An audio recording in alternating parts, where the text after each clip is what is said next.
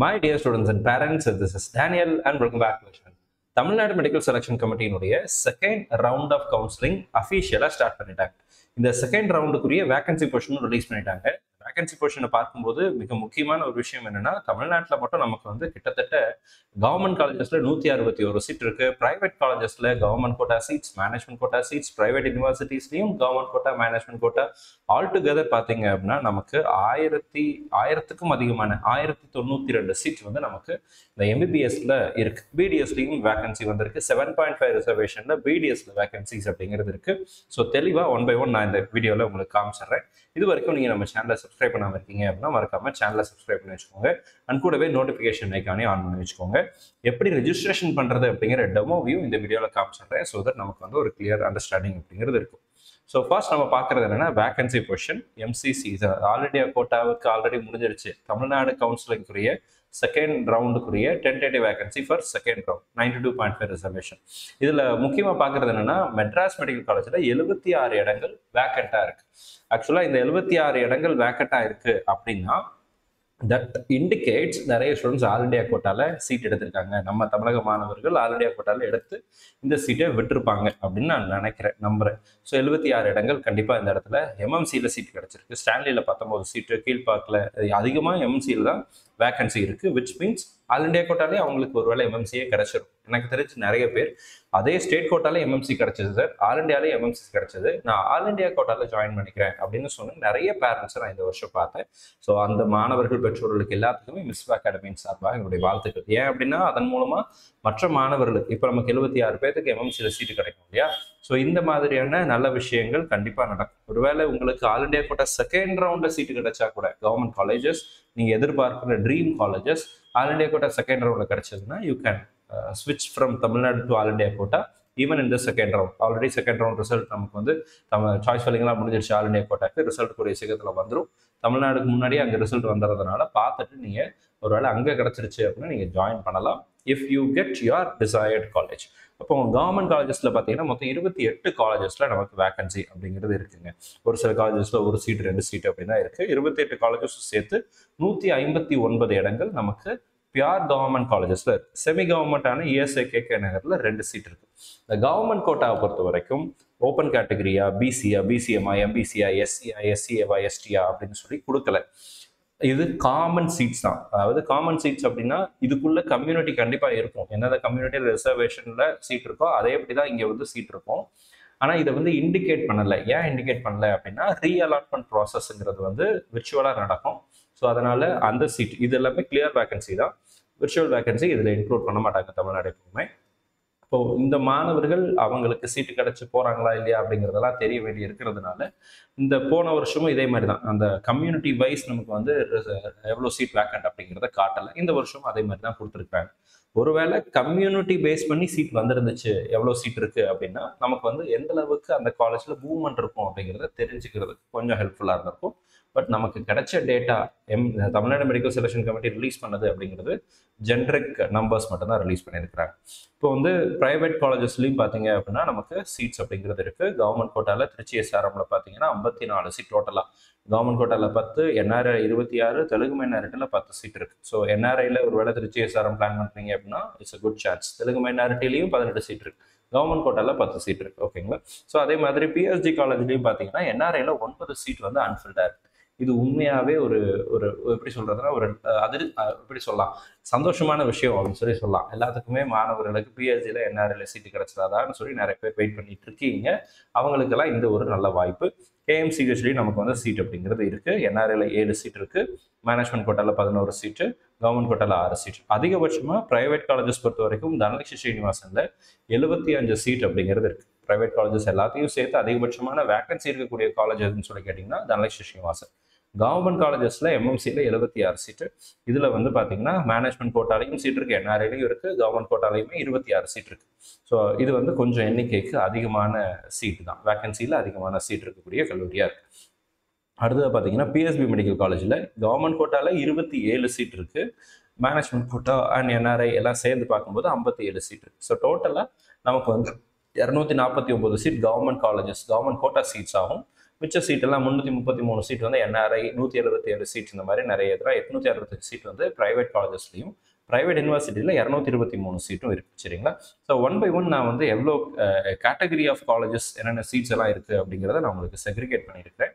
அதையும் நான் உங்களுக்கு காமிச்சிடுறேன். ஸோ இப்போ கவர்மெண்ட் காலேஜஸில் 161 சீட்டு, ப்ரைவேட் காலேஜஸ் பொறுத்த வரைக்கும் கவர்மெண்ட் கோட்டாவில் 249 சீட்டு, ஜென்ரல் மேனேஜ்மெண்ட்டுக்கு 177 சீட் இருக்குது, கிறிஸ்டின் மைனாரிட்டியில் 27 சீட் இருக்குது, மலையாள மைனாரிட்டியில் 7 சீட் இருக்குது, தெலுங்கு மைனாரிட்டியில் 72 சீட் இருக்குது. இப்போ நீங்கள் மலையாள மைனாரிட்டியாக இருந்தீங்க அப்படின்னா ஷியராக எந்த மார்க் குவாலிஃபைங் மார்க் தான் இருக்குது அப்படின்னா கூட கண்டிப்பாக சீட்டு கிடச்சிரும், வெயிட் பண்ணலாம். சரிங்களா?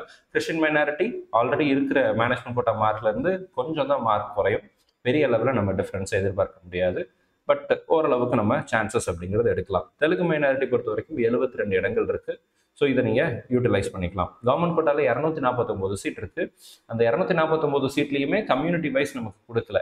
அப்போது 240 இதில் இன்னொரு முக்கியமான விஷயத்தையும் பார்க்க வேண்டியிருக்கு. அந்த நமக்கு சுவாமி விவேகானந்தாலையும் நமக்கு வந்து சென்ட் பீட்டர்ஸ்லேயே 50 சீட் 100 சீட் இன்க்ரீஸ் ஆச்சு இல்லைங்களா? அந்த 100 சீட்டு சீட் மேட்ரிக்ஸில் இன்க்ளூட் ஆயிருக்கா அப்படின்னு பார்த்தா அதற்குரிய டேட்டா அப்படிங்கிறது தெரியல. எதனால் நான் சொல்கிறேன் அப்படின்னா, நான் உங்களுக்கு அந்த சீட் மேட்ரிக்ஸை வச்சு நான் உங்களுக்கு காமிக்கிறேன் பாருங்கள். இப்போ நம்ம வந்து ப்ரைவேட் காலேஜஸ்னுடைய சீட் மேட்ரிக்ஸில் இருக்கிறோம். சென்ட் பீட்டர்ஸில் டோட்டல் சீட்ஸ் வேக்கண்ட் அப்படின்னு காட்டிருக்கிறதே 42 சீட்டு தான். ஆக்சுவலாக என்எம்சி அவங்களுக்கு 50 சீட் அடிஷ்னலாக கொடுத்துருக்காங்க. 50 சீட் அடிஷ்னலாக கொடுத்துருக்காங்க அப்படின்னா 7.5 ரிசர்வேஷனுக்கும் சீட்டு போயிருக்கணும். அதே மாதிரி பார்த்தீங்கன்னா உங்களுக்கு கவர்மெண்ட் கோட்டா, மேனேஜ்மெண்ட் கோட்டா அப்படிங்கிறதுக்கு சீட்டு பிரிஞ்சிருக்கணும். ஸோ இங்கே டோட்டலாக அன்ஃபில்டு சீட் 42 அப்படின்றது வந்து எனக்கு என்னமோ இது 150 சீட்டில் 42 சீட் ஃபில் ஆகாமல் போயிடுச்சா அப்படிங்கிறத யோசிக்க தோணுது. ஏன்னா நந்தால பார்த்தீங்கன்னா அதே 150 சீட்டு தான், 44 சீட்டு வேக்கட்டாக இருக்குது. பிஎஸ்பிலேயே அதே மாதிரி 100 சீட்டில் 57 சீட்டு வேக்கட்டாக இருக்குது. அப்போ இந்த எண்ணிக்கை 50 சீட்டு இன்க்ளூட் பண்ணியிருக்காங்களா சென்ட் பீட்டர்ஸில் அப்படிங்கிறது கிளாரிட்டி அப்படிங்கிறது இல்லை. மெடிக்கல் செலெக்ஷன் கமிட்டி தான் அதை வந்து கிளாரிஃபை பண்ணணும்.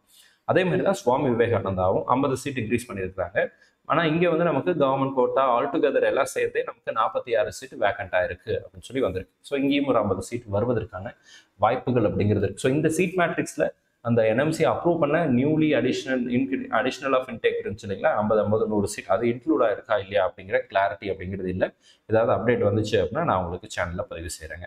ஸோ இவ்வளோ தான். 7.5 ரிசர்வேஷனுக்கும் சீட் மேட்ரிக்ஸ் அப்படிங்கிறது கொடுத்துருக்காங்க. டென்டலுக்கு சீட் கொடுத்துட்டாங்க. 7.5 ரிசர்வேஷனை பொறுத்த வரைக்கும் பிடிஎஸ் மட்டும்தான் வேகன்சி அப்படிங்கிறது இருக்குது. எம்பிபிஎஸ்ல எந்த விதமான அப்டேட்டும் இல்லை. சென்ட் பீட்டர்ஸ் அண்ட் சுவாமி விவேகானந்தாலையாவது ஒருவேளை எல்லா காலேஜ்லையும் எல்லாரும் சேர்ந்துட்டாங்கன்னு எடுத்துக்கிட்டா கூட சென்ட் பீட்டர்ஸ் அண்ட் சுவாமி விவேகானந்தால 50 100 சீட் வந்திருக்கு. 100 சீட்டில் அட்லீஸ்ட் 1-2 சீட்டாவது இங்கே வந்திருக்கணும். 7.5 ரிசர்வேஷனுக்கு 5-6 சீட்டாவது வரணும். ஸோ எப்படி வரும் அப்படிங்கிறத பார்க்கலாம். ஒருவேளை இதில் ஏதாவது ரிவிஷன் வருமா அப்படிங்கிறத வெயிட் பண்ணி பார்க்கலாங்க. ஸோ இப்போ நம்ம டெமோவுக்கு போயிடலாம். இந்த டெமோ அப்படிங்கிறத நான் உங்களுக்கு காமிச்சிடுறேன். ஸோ இப்போ வந்து கவுன்சிலிங்க்கு நீங்கள் வந்து ரெஜிஸ்ட்ரேஷன் எப்படி பண்ணுறது அப்படிங்கிறத பற்றி நான் உங்களுக்கு காமிக்கிறேங்க. இப்போ ப்ரைவேட் காலேஜஸ்லையும் பார்த்தீங்கன்னா இப்படி தான் லாகின் பேஜ் அப்படிங்கிறது வரும். லாகின் பேஜில் உங்களுடைய யூசர் ஐடி பாஸ்வேர்ட் கொடுங்க. கண்டிப்பாக பாஸ்வேர்டு வந்து தப்புன்னு தான் காமிக்கும்.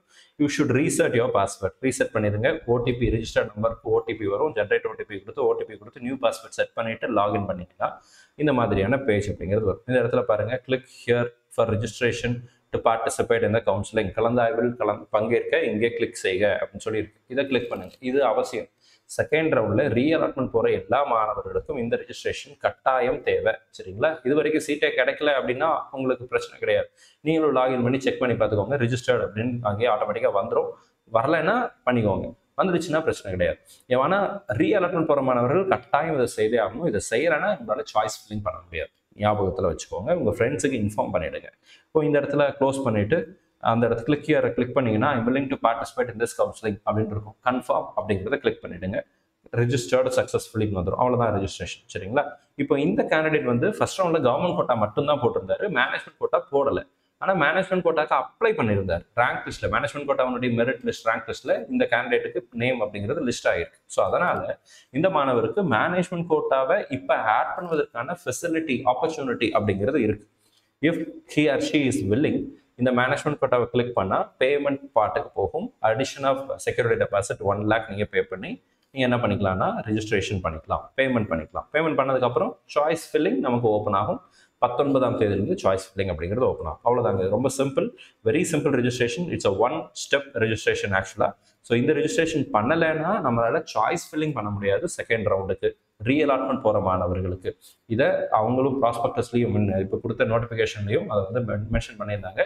நீங்கள் மறந்துடாமல் ரிஜிஸ்ட்ரேஷன் அப்படிங்கிறது பண்ணிடுங்க. இந்த வீடியோ உங்களுக்கு யூஸ்ஃபுல்லாக இருந்திருக்கும்னு நினைக்கிறேன். யூஸ்ஃபுல்லாக இருந்துச்சு அப்படின்னு நினச்சிங்க அப்படின்னா மறக்காமல் வீடியோவை லைக் பண்ணிடுங்க.